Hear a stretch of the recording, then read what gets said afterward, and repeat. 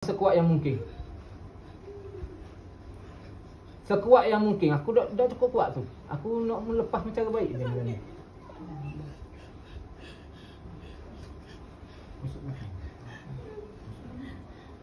Nak keluar melalui muntah?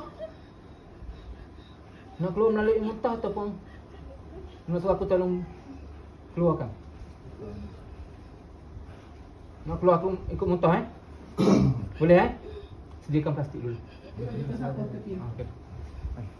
Mak dia?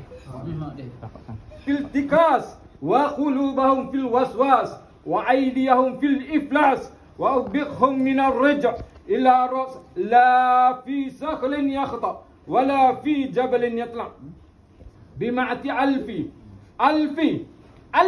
la hawla wa la quwata illa billahil aliyil azim. Malam ni aku nak keluar. Aku bagi mu 3 pilihan.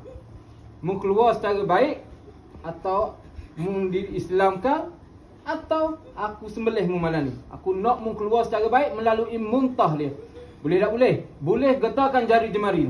Sekuat yang mungkin, sedaya yang mungkin. Sebelum aku terus membakar kamu. Awak dah sembelih boleh? Boleh sembelih. Rasa kebah tu, rasa serebang tu, rasa nyacak-nyacak tu. Okay, tak apa mak mak tahan sikit dah Okay.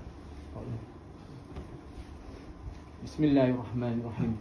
Allahumma in ahadun aradani bisu'il minal jinni wal ins wal wuhusi wa ghairihim min sa'irin makhluqat min basarin aw syaitanin aw sultanin al waswasin faradun nazaruhum fil tikas wa qulubahum fil waswas wa aydiyahum fil iflas wa biqhum min ar-rij' ila ras la fi sakhlin yakhta wa la fi jabalin yatla bima'ati alfi la hawla wa la quwwata illa billahil aliyil azim.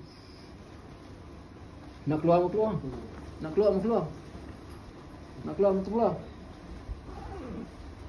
keluar tu. Getar saja je ke? Getar saja je ke? Nak keluar. Bismillahirrahmanirrahim. Inna fatahna laka fathan mubina. Nak keluar. Nak suruh aku sakit kamu ke? Nak suruh aku sakit kamu ke?